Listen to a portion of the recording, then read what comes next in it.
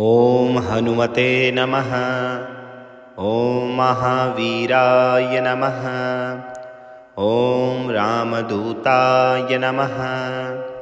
ॐ अञ्जनीसुताय नमः। ॐ वायुपुत्राय नमः। ॐ महाबलाय नमः।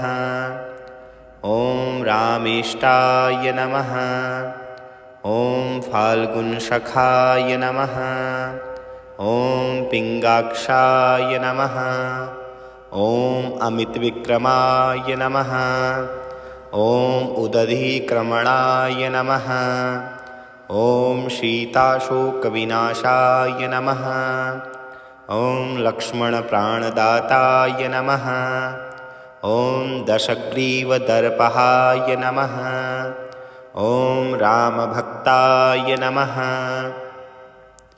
ॐ अक्षहन्त्रे नमः। ॐ काञ्चनाभाय नमः। ॐ महातपसे नमः। ॐ लङ्किनीभञ्जनाय नमः। ॐ श्रीमत् नमः। ॐ सिंहिकाप्राणभञ्जनाय नमः। ॐ गन्धमादनशैलस्ताय नमः। ॐ लङ्कापुरविदाहकाय नमः। ॐ सुग्रीवसचिवाय नमः। ॐ धीराय नमः। ॐ शूराय नमः। ॐ दैत्यकुलान्तकाय नमः। ॐ सुरार्चिताय नमः। ॐ महातेजसे नमः। ॐ रामचूडामणिप्रदाय नमः। ॐ कामरूपिणे नमः। ॐ पिङ्गलाक्षाय नमः। ॐ वारिमैनाकपूजिताय नमः। ॐ कबलीकृतमार्तण्डमण्डलाय नमः। ॐ विजितेन्द्रियाय नमः। ॐ रामसुन्दरीप्रियाय नमः। ॐ योगिने नमः। ॐ रामकथालोलाय नमः। ॐ सीतामुद्राप्रदायकाय नमः। ॐ अशोकवनिकाक्षेत्रे नमः। ॐ सर्वमायाविभञ्जनाय नमः। ॐ सर्वबन्धविमोक्त्रे नमः। ॐ रक्षोविध्वंसकारकाय नमः। ॐ परविद्यापरिहाराय नमः। ॐ परशौर्यविनाशनाय नमः। ॐ परयन्त्रप्रभेदकाय नमः। ॐ सर्वग्रहविनाशिने नमः। ॐ भीमसेनसहायकृते नमः। ॐ सर्वदुःखहराय नमः। ॐ सर्वलोकचरिणे नमः। ॐ मनोजवाय नमः। ॐ पारिजातद्रुमूलस्थाय नमः। ॐ सर्वमन्त्रस्वरूपिणे नमः। ॐ सर्वतन्त्रस्वरूपिणे नमः। ॐ सर्वयन्त्रात्मकाय नमः। ॐ कपीश्वराय नमः। ॐ महाकायाय नमः। ॐ सर्वरोगहराय नमः। ॐ प्रभवे नमः। ॐ बलसिद्धिकराय नमः। ॐ सर्वविद्यासम्पत्प्रदाय नमः। ॐ कपिसेनानायकाय नमः। ॐ भविष्णुते नमः। ॐ चिरजीविने नमः। ॐ रामप्रियाय नमः। ॐ दैत्यकार्यविघातकाय नमः। ॐ अक्षत्रकुमारसंहर्त्रे नमः। ॐ काञ्चनाभाय नमः। ॐ पञ्चवक्त्राय नमः। ॐ महातपसे नमः। ॐ लङ्किनीभञ्जनाय नमः। ॐ श्रीमत् नमः। ॐ सिंहिकाप्राणभञ्जनाय नमः। ॐ गन्धमादनशैलस्ताय नमः। ॐ लङ्कापुरविदाहकाय नमः। ॐ सुग्रीवसचिवाय नमः। ॐ धीराय नमः ॐ शूराय नमः ॐ दैत्यकुलान्तकाय नमः ॐ शूरार्चिताय नमः ॐ महातेजसे नमः ॐ रामचूडामणिप्रदाय नमः ॐ कामरूपिणे नमः ॐ पिङ्गलाक्षाय नमः ॐ वारिमैनाकपूजिताय नमः ॐ कबलीकृतमार्तण्डमण्डलाय नमः ॐ विजितेन्द्रियाय नमः ॐ रामसुन्दरीप्रियाय नमः ॐ योगिने नमः ॐ रामकथालोलाय नमः ॐ सीतामुद्राप्रदायकाय नमः ॐ अशोकवनिकाक्षेत्रे नमः ॐ सर्वमायाविभञ्जनाय नमः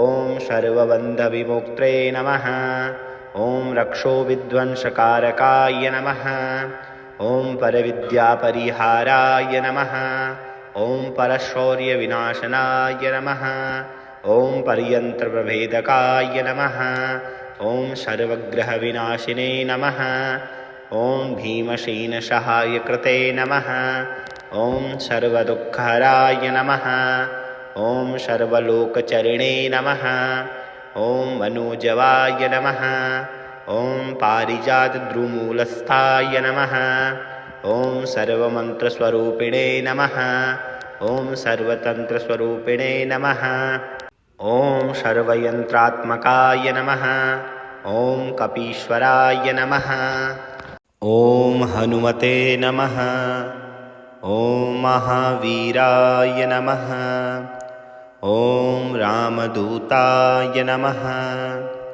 ॐ अञ्जनीसुताय नमः ॐ वायुपुत्राय नमः ॐ महाबलाय नमः ॐ रामेष्टाय नमः ॐ फाल्गुनसखाय नमः ॐ पिङ्गाक्षाय नमः ॐ अमितविक्रमाय नमः ॐ उदधिक्रमणाय नमः ॐ सीताशोकविनाशाय नमः ॐ लक्ष्मणप्राणदाताय नमः ॐ दशग्रीवदर्पहाय नमः ॐ रामभक्ताय नमः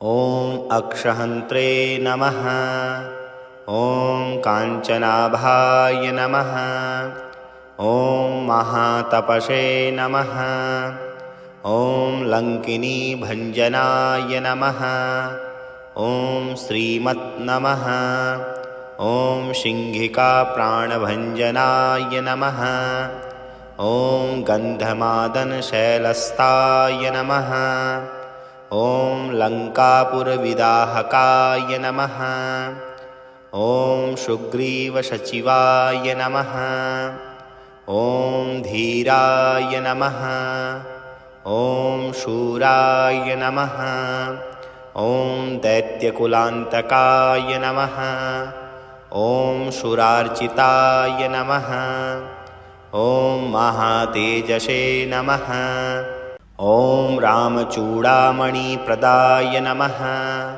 ॐ कामरूपिणे नमः ॐ पिङ्गलाक्षाय नमः ॐ वारिमैनाकपूजिताय नमः ॐ कबलीकृतमार्तण्डमण्डलाय नमः ॐ विजितेन्द्रियाय नमः ॐ रामसुन्दरीप्रियाय नमः ॐ योगिने नमः ॐ रामकथालोलाय नमः ॐ सीतामुद्राप्रदायकाय नमः ॐ अशोकवनिकाक्षेत्रे नमः ॐ सर्वमायाविभञ्जनाय नमः ॐ सर्वबन्धविमुक्त्रे नमः ॐ रक्षोविध्वंसकारकाय नमः ॐ परविद्यापरिहाराय नमः ॐ परशौर्यविनाशनाय नमः ॐ परयन्त्रप्रभेदकाय नमः ॐ सर्वग्रहविनाशिने नमः। ॐ भीमसेनसहायकृते नमः। ॐ सर्वदुःखहराय नमः। ॐ सर्वलोकचरिणे नमः। ॐ मनोजवाय नमः। ॐ पारिजातद्रुमूलस्थाय नमः। ॐ सर्वमन्त्रस्वरूपिणे नमः। ॐ सर्वतन्त्रस्वरूपिणे नमः। ॐ सर्वयन्त्रात्मकाय नमः। ॐ कपीश्वराय नमः। ॐ महाकायाय नमः। ॐ सर्वरोगहराय नमः। ॐ प्रभवे नमः। ॐ बलसिद्धिकराय नमः। ॐ सर्वविद्यासम्पत्प्रदाय नमः।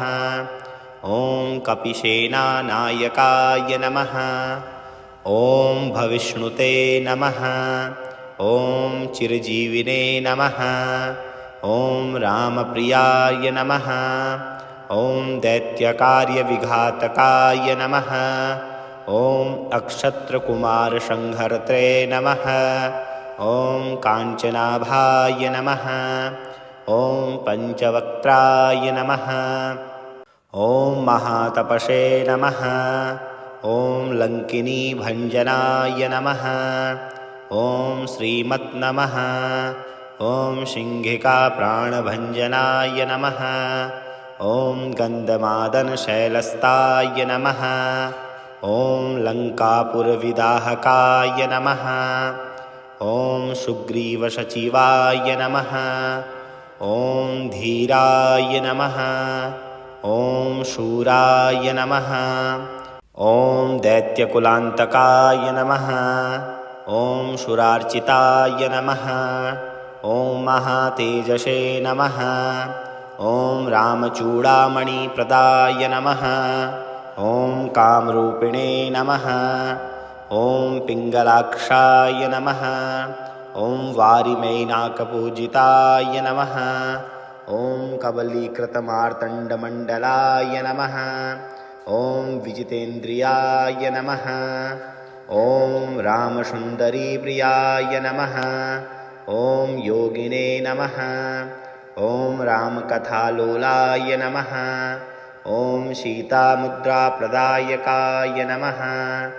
ॐ अशोकवनिकाक्षेत्रे नमः। ॐ सर्वमायाविभञ्जनाय नमः। ॐ सर्वबन्धविमुक्त्रे नमः। ॐ रक्षोविध्वंसकारकाय नमः। ॐ परविद्यापरिहाराय नमः। ॐ परशौर्यविनाशनाय नमः। ॐ परयन्त्रप्रभेदकाय नमः। ॐ सर्वग्रहविनाशिने नमः। ॐ भीमसेनसहायकृते नमः। ॐ सर्वदुःखहराय नमः। ॐ सर्वलोकचरिणे नमः। ॐ मनोजवाय नमः। ॐ पारिजातद्रुमूलस्थाय नमः। ॐ सर्वमन्त्रस्वरूपिणे नमः। ॐ सर्वतन्त्रस्वरूपिणे नमः। ॐ सर्वयन्त्रात्मकाय नमः। ॐ कपीश्वराय नमः। ॐ हनुमते नमः। ॐ महावीराय नमः। ॐ रामदूताय नमः। ॐ अञ्जनीसुताय नमः।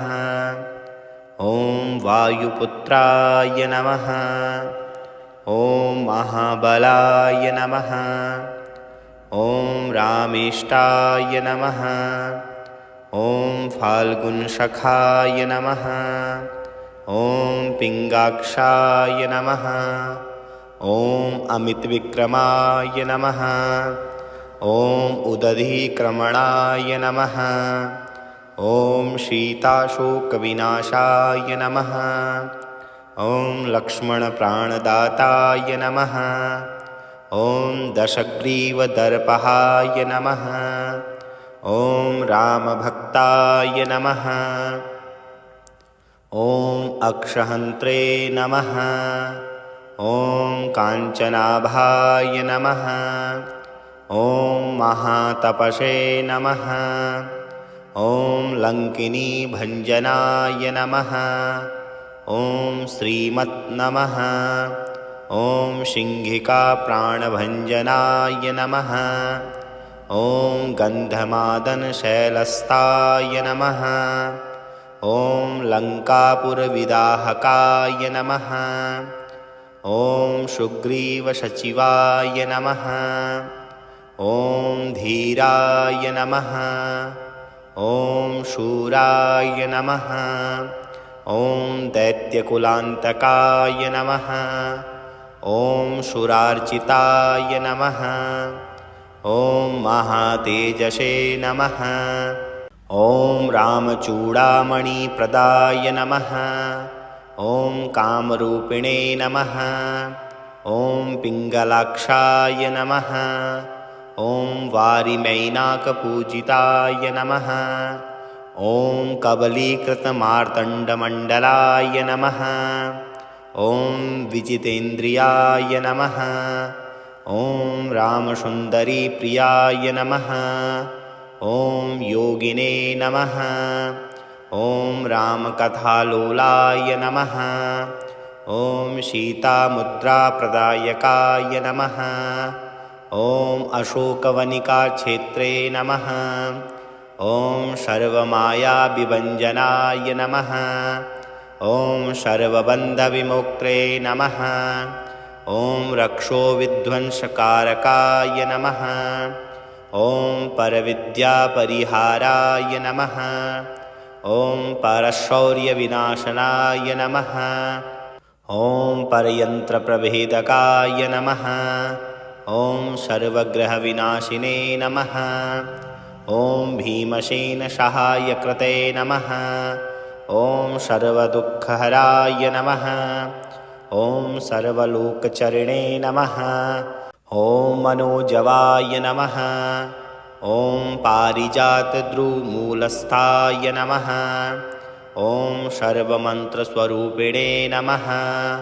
ॐ सर्वतन्त्रस्वरूपिणे नमः। ॐ सर्वयन्त्रात्मकाय नमः। ॐ कपीश्वराय नमः। ॐ महाकायाय नमः। ॐ सर्वरोगहराय नमः। ॐ प्रभवे नमः। ॐ बलसिद्धिकराय नमः। ॐ सर्वविद्यासम्पत्प्रदाय नमः। ॐ कपिसेनानायकाय नमः। ॐ भविष्णुते नमः। ॐ चिरजीविने नमः। ॐ रामप्रियाय नमः। ॐ दैत्यकार्यविघातकाय नमः।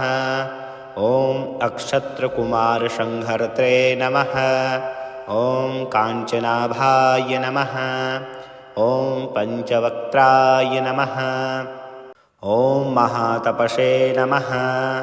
ॐ लङ्किनीभञ्जनाय नमः। ॐ श्रीमत् नमः। ॐ सिंहिकाप्राणभञ्जनाय नमः।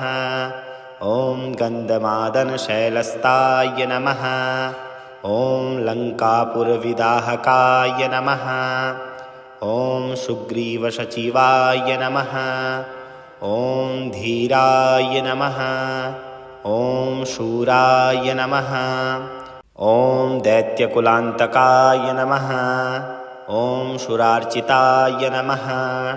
ॐ महातेजसे नमः। ॐ रामचूडामणिप्रदाय नमः। ॐ कामरूपिणे नमः। ॐ पिङ्गलाक्षाय नमः। ॐ वारिमैनाकपूजिताय नमः। ॐ कबलीकृतमार्तण्डमण्डलाय नमः। ॐ विजितेन्द्रियाय नमः। ॐ रामसुन्दरीप्रियाय नमः। ॐ योगिने नमः। ॐ रामकथालोलाय नमः। ॐ सीतामुद्राप्रदायकाय नमः। ॐ अशोकवनिकाक्षेत्रे नमः। ॐ सर्वमायाविभञ्जनाय नमः। ॐ सर्वबन्धविमोक्त्रे नमः। ॐ रक्षोविध्वंसकारकाय नमः। ॐ परविद्यापरिहाराय नमः। ॐ परशौर्यविनाशनाय नमः। ॐ पर्यन्त्रप्रभेदकाय नमः। ॐ सर्वग्रहविनाशिने नमः। ॐ भीमसेनसहायकृते नमः। ॐ सर्वदुःखहराय नमः। ॐ सर्वलोकचरिणे नमः। ॐ मनोजवाय नमः। ॐ पारिजातद्रुमूलस्थाय नमः। ॐ सर्वमन्त्रस्वरूपिणे नमः। ॐ सर्वतन्त्रस्वरूपिणे नमः। ॐ सर्वयन्त्रात्मकाय नमः। ॐ कपीश्वराय नमः। ॐ हनुमते नमः। ॐ महावीराय नमः। ॐ रामदूताय नमः। ॐ अञ्जनीसुताय नमः। ॐ वायुपुत्राय नमः। ॐ महाबलाय नमः। ॐ रामेष्टाय नमः। ॐ फाल्गुनसखाय नमः। ॐ पिङ्गाक्षाय नमः। ॐ अमितविक्रमाय नमः। ॐ उदधिक्रमणाय नमः। ॐ सीताशोकविनाशाय नमः। ॐ लक्ष्मणप्राणदाताय नमः। ॐ दशग्रीवदर्पहाय नमः। ॐ रामभक्ताय नमः। ॐ अक्षहन्त्रे नमः। ॐ काञ्चनाभाय नमः। ॐ महातपसे नमः। ॐ लङ्किनीभञ्जनाय नमः। ॐ श्रीमत् नमः। ॐ सिंहिकाप्राणभञ्जनाय नमः। ॐ गन्धमादनशैलस्ताय नमः। ॐ लङ्कापुरविदाहकाय नमः। ॐ सुग्रीवसचिवाय नमः। ॐ धीराय नमः। ॐ शूराय नमः। ॐ दैत्यकुलान्तकाय नमः। ॐ सुरार्चिताय नमः। ॐ महातेजसे नमः। ॐ रामचूडामणिप्रदाय नमः। ॐ कामरूपिणे नमः। ॐ पिङ्गलाक्षाय नमः। ॐ वारिमैनाकपूजिताय नमः। ॐ कबलीकृतमार्तण्डमण्डलाय नमः। ॐ विजितेन्द्रियाय नमः। ॐ रामसुन्दरीप्रियाय नमः। ॐ योगिने नमः। ॐ रामकथालोलाय नमः। ॐ सीतामुद्राप्रदायकाय नमः। ॐ अशोकवनिकाक्षेत्रे नमः। ॐ सर्वमायाविभञ्जनाय नमः। ॐ सर्वबन्धविमुक्त्रे नमः। ॐ रक्षोविध्वंसकारकाय नमः। ॐ परविद्यापरिहाराय नमः। ॐ परशौर्यविनाशनाय नमः। ॐ परयन्त्रप्रभेदकाय नमः। ॐ सर्वग्रहविनाशिने नमः। ॐ भीमसेनसहायकृते नमः। ॐ सर्वदुःखहराय नमः। ॐ सर्वलोकचरिणे नमः। ॐ मनोजवाय नमः। ॐ पारिजातद्रुमूलस्थाय नमः। ॐ सर्वमन्त्रस्वरूपिणे नमः। ॐ सर्वतन्त्रस्वरूपिणे नमः। ॐ सर्वयन्त्रात्मकाय नमः। ॐ कपीश्वराय नमः। ॐ महाकायाय नमः। ॐ सर्वरोगहराय नमः। ॐ प्रभवे नमः। ॐ बलसिद्धिकराय नमः। ॐ सर्वविद्यासम्पत्प्रदाय नमः। ॐ कपिसेनानायकाय नमः। ॐ भविष्णुते नमः। ॐ चिरजीविने नमः। ॐ रामप्रियाय नमः। ॐ दैत्यकार्यविघातकाय नमः। ॐ अक्षत्रकुमारसंहर्त्रे नमः। ॐ काञ्चनाभाय नमः। ॐ पञ्चवक्त्राय नमः।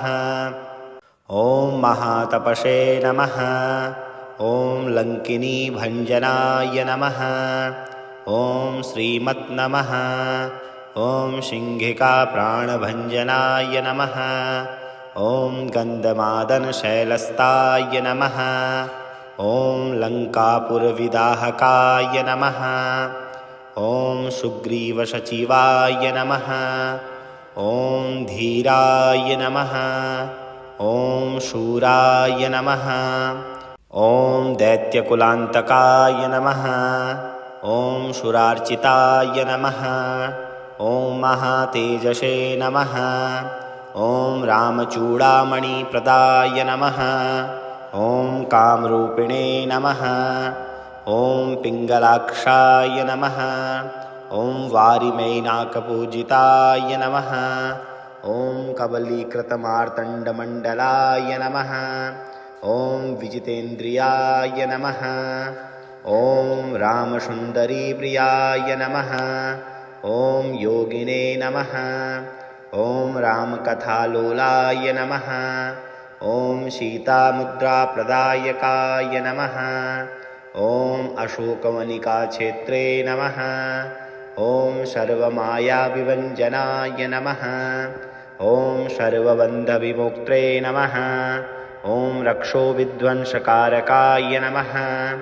ॐ परविद्यापरिहाराय नमः। ॐ परशौर्यविनाशनाय नमः। ॐ परयन्त्रप्रभेदकाय नमः। ॐ सर्वग्रहविनाशिने नमः। ॐ भीमसेनसहायकृते नमः।